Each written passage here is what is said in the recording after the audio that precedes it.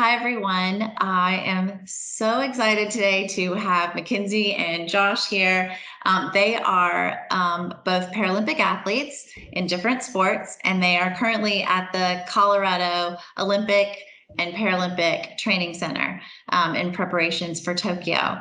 So I'm going to kind of let each of them tell a little bit about themselves, starting with McKenzie. I'll go with you first. A little bit about your disability, and then what first interested you in your particular sport.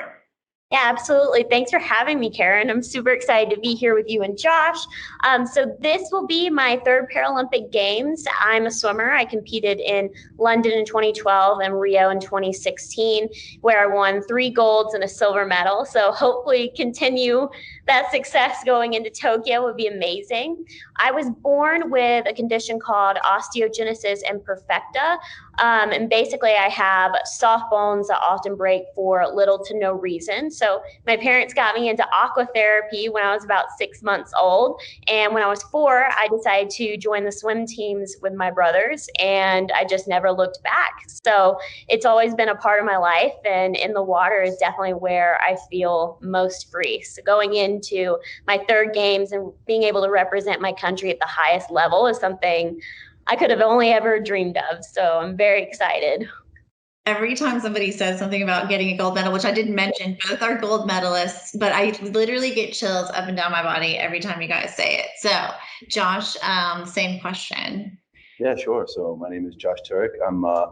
This will be my 4th Paralympics. I was in Athens and London and Rio, won a gold medal in Rio, single-time gold medalist, because as wheelchair basketball players, we're only playing for one medal. And born with spina bifida, and really excited to be here with McKenzie and you. Yeah. Have y'all, just this is off the cuff, but have y'all met in previous Olympics ever, or is it too big to run into other athletes in other sports? You know, it's funny. I feel like we all, like in passing, like we see each other and everything, but swimming actually goes on throughout the games, like all 10 days of competition. So it's funny. We don't ever really get the chance to go see any other sports, and we have prelims and finals every day. So like in the like Team USA house, we call it in the village, like we'll literally be in there, go in, like grab a snack while all the other like athletes are socializing. So unfortunately, there's not a lot of time. So I feel like we've always seen each other in passing. Yeah, that's exactly what I was going to say as well. Of like, I think I've seen McKenzie here more often. Actually, this was the first time I noticed her and we spoke. But we're here at the OTC, training so often. But our schedules are really brutal. Like we're on the court almost 6 hours a day, and then meetings and video, etc. I mean, it's basically nonstop. And the same once the Paralympics starts, basketball goes basically from day one, and the gold medal game for us is basically the last day of competition.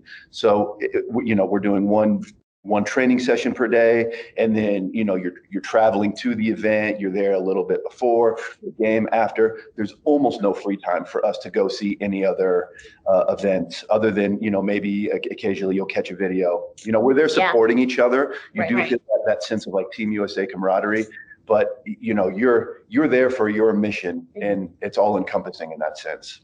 Yeah, that's amazing.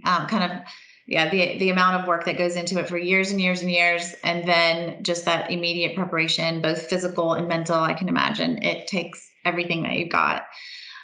So I'll go again with McKenzie first, and then with Josh.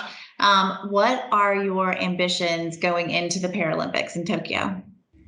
This is such a unique games, and obviously I would love to go and repeat that success that I had in Rio. And obviously I haven't been shy in saying it. I'm eyeing world records. That would be amazing. But this games, I feel like, is just about so much more than going out and swimming or playing basketball and winning medals. It's really showing the world what we're capable of after going through, and still, obviously going through something that has been so difficult and so devastating. And, I talk about it last March, we were in a place where when we found out the games were going to be postponed, there was also that feeling of, will they go on at all? So just even having the opportunity and taking it all in while I'm there, that we are going into the games and getting to compete for Team USA, I feel like that in itself is not only a huge accomplishment, but also something that I am very grateful for and will be taking a lot of pride and thinking a lot about while I'm at these games. It's just a whole new level of gratefulness there. Wow. Yeah. Amazing answer. Josh. Yeah, to piggyback off of what McKenzie said, I would say first and foremost, I think first would be the Paralympic movement. I'm really, really excited that NBC is going to do, 1,200 hours, and we're really this big push for inclusion. And I'm most excited for all of the sports for us to be able to shift the paradigm of what is adaptive sports and what is, a disabled athlete, for people to see these amazing athletes that have really trained their whole life and what they can do in these sports. It's really going to be mind blowing for individuals that have never seen something like high level wheelchair basketball or swimming. And then on top of that, it is, I feel like this games in particular with COVID and the year delay, it's kind of the triumph of the human spirit of like, listen, we've gone through all this, yet we're still going to put on these games, and we've got vaccines, and we're going to make it through regardless of what we go through. We're going to continue on. And in this, like the Olympics and the Paralympics, it supersedes sports. It's bigger than sports. So on a whole, that would be it. On an individual level, for myself, this is my last games. This will be my last time wearing the USA jersey, and we are defending champions. And so for me, it's very clear. It's gold or bust. It's our goal, 100%. It's gold. Yeah, that's awesome. That just gives me chills. I'm like really excited to go out now. I'm ready to swim a 400 free right now. I know. Yeah, I have any of these conversations, literally, like the emotional reaction that I have is always kind of surprising to me, like that I can feel your excitement and just the pride that I have for both of you. And it's palpable and it's amazing. That's right. And so I know now, because we're so close to the games. We're really ramping up our training. The energy is palpable from us, because we just can't wait to get out there and do this. I feel like especially here at the Olympic and Paralympic Training Center, you can feel it in the air. Yeah. And I think it's so interesting being here. This is the first time I've been here since September of last year. This is the first time I've ever spent a long amount of time out here, and all day long being here, it's all around you. Like, it consumes you. So having the experience of being here leading into a games is probably one of the coolest, most motivating things in the world. And I think just the energy, you can feel it in the air. And we're watching the Olympics take place as we're here. Like, I'm watching basketball take place on the floor that I'm going to be playing on. And it's just is even that much more motivating. Like, oh my goodness, in 3 weeks, I'm going to be there on that floor competing for my gold medal. Like, it's amazing.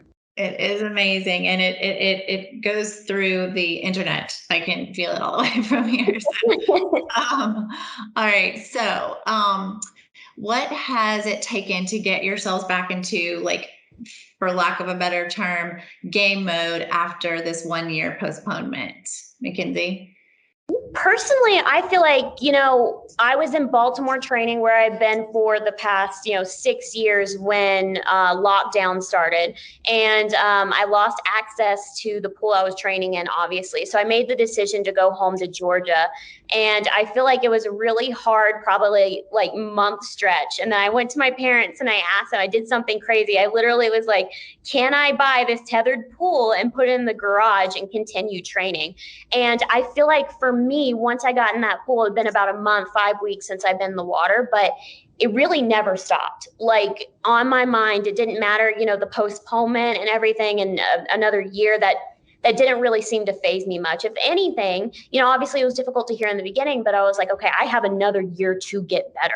Like, how am I going to maximize this? How am I going to take advantage of this? Take a really, negative situation, or negative in a way that a lot of people look at it, and make it into something that could actually be beneficial to me. So I feel like I kind of had in my mind, I have an extra year to get better and to be a better version of myself at these games. So for me, it never really stopped. It was just like adapting to a different training environment and figuring out how to find some light in a really dark situation.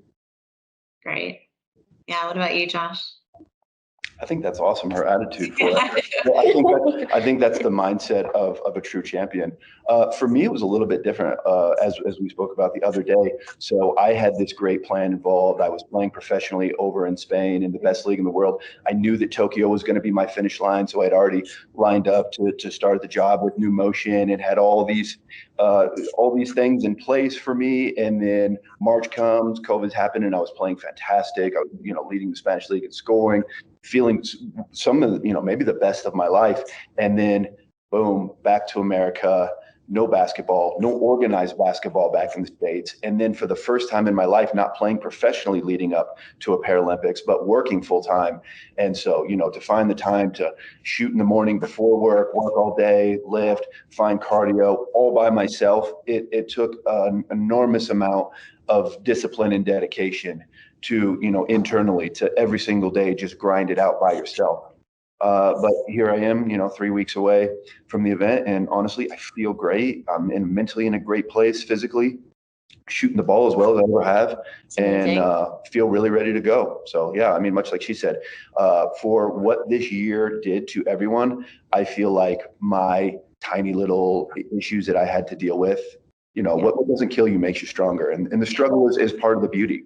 Right. Well, I feel like we as people with disabilities might be better at taking, lemons and turning them into lemonade, that kind of, we encounter obstacles all the time, and you can, let it stop you. You can let it can make you better. And I feel like that's McKenzie. When she said that, I was like, wow, it's amazing. And I think it is very different for an individual sport versus a team sport, like the struggle of staying in shape. And, and that's what it sounds like to me anyway.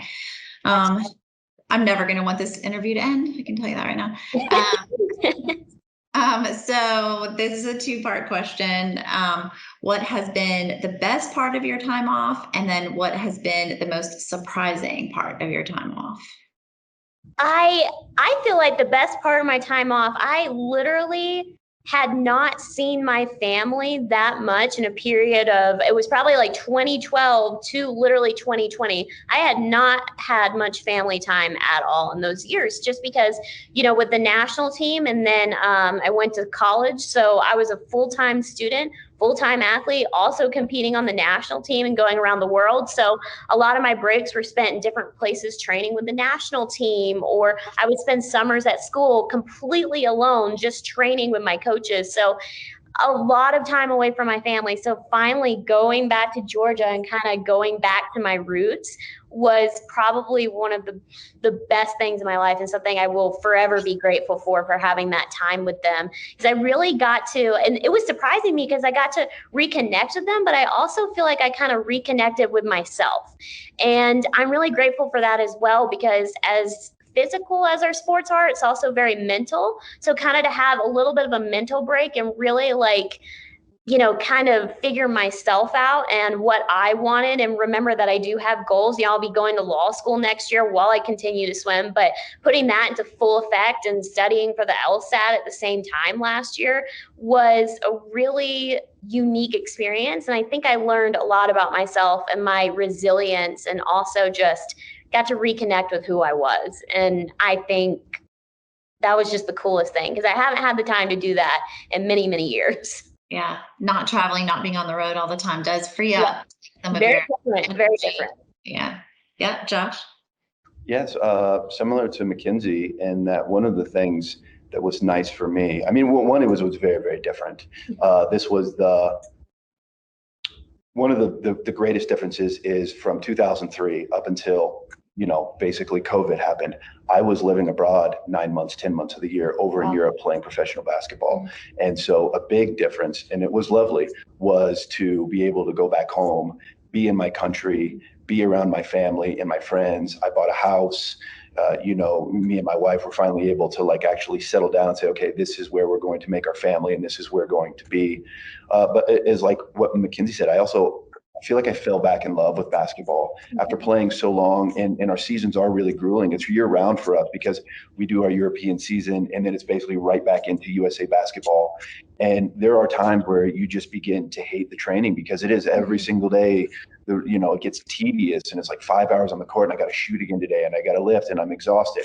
But that time away, and especially being away from my teammates and away from the sport, and for a long period of time during COVID, I wasn't able to practice at all. And so when I finally was, I really, really fell back in love with sport. Like, oh, this was my happy place. This is what I fell in love with as a kid, and I feel really, really grateful to be able to play.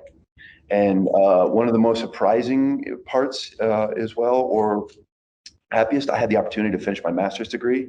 And then on top of that, joining up with Numotion during this time and been working as a specialty account manager with Numotion. And it has really been fulfilling to go into providers and doctors' offices and be able to educate and I love the fact that as an end user, like a professional, well-spoken individual, I can be like a true advocate for the disabled community and go in there and be like the face and voice of a really good organization. And that's been great.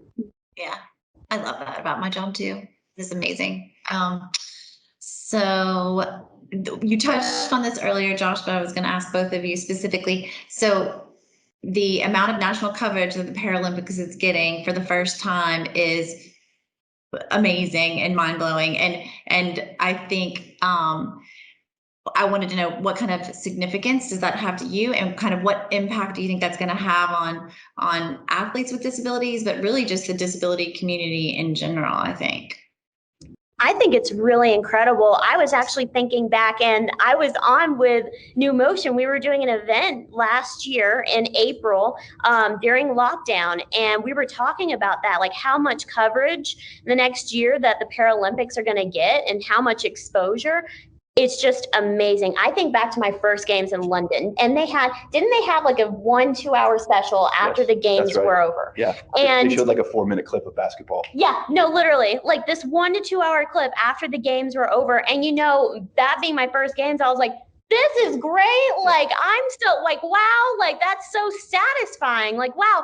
And then, in Rio to have the coverage that we did, it was like, okay, like this is really amazing. Like we've really in 4 years made such a huge step. And now to have this, to see it continually grow, like games after games, and to see the support. I was watching on TV the other day, and a commercial came up for, I think, Xfinity and Comcast. And how it has the symbol and the side of the screen for sponsors. The Paralympic symbol came up before the Olympic symbol did. Oh, yeah, that's amazing. I don't know. It struck me so much. It was just a huge reminder of how far we've come, but also how far we can go with this. Like, just imagine in Paris where we're going to be at that point if we already have this for these games. So I think it's just really incredible to see that exposure. And I really think back to when I first started Paralympics back in 2005, I didn't even know what that word meant. My mom and I went home and we Googled it. And now to see it on the screen, and even Jessica Long on Toyota commercials during the games is something incredible. I feel like so ramped up and excited right now just talking about it. But I imagine, a kid sitting at home who has a disability, seeing that and going through their minds like, wow, they're doing this, I can do this too. And it's just another level of exposure, and hopefully inspires the next generation of great para athletes out there. Amazing. Josh? Yeah, I feel the exact same way. And I'm really proud that during the time, so my first games was Athens in 2004, and essentially no coverage. And as I had mentioned to you on our last one, this huge push for inclusion, and including like the gold medal now being of the same value as it is to an Olympian, and for this big push for inclusion of now our badges here, that we get in Colorado Springs. I don't know if you can see it, but it says OPTC, Olympic and Paralympic trades. Every Paralympics is everywhere. And, the new museum that they just opened is the Olympic and Paralympic Museum. And it is just amazing. For so long doing this sport, people would say, oh, Paralympics, is that Special Olympics? They were totally unaware of it. And now to get the type of coverage and exposure, it's just amazing, because the stories and the people and, the amount of training, tens of thousands of hours put into it. They're incredible athletes. And I'm happy that finally the world, and particularly America, because we've been kind of behind on this curve, is to be able to see this. Because for a long time, the perception was, especially amongst TV execs, was, well, we've done 3 weeks of Olympics. People are burnt out on it. Yeah. But it's actually the reverse of after having these athletes and these stories in their life for the 3 weeks, they're like, oh my God, now the Olympics is gone. I'm going to have to wait 2 years. They would love to have the opportunity to be exposed to all these new athletes and new stories in new sports. And so it's great. I know that they told us after Rio that the wheelchair basketball did way better than expected. The coverage is even going to be even more. And I'm, like I said, I'm super excited, not only for myself and the sport, but for the entire movement. And like she said, that there's going to be lots of children out there that are, whatever is their disability, they're going to see us and say, wow, I can be inspired. I can do that too. I can live this great, fulfilling life. I can become something great. And that's inspiring. Yeah.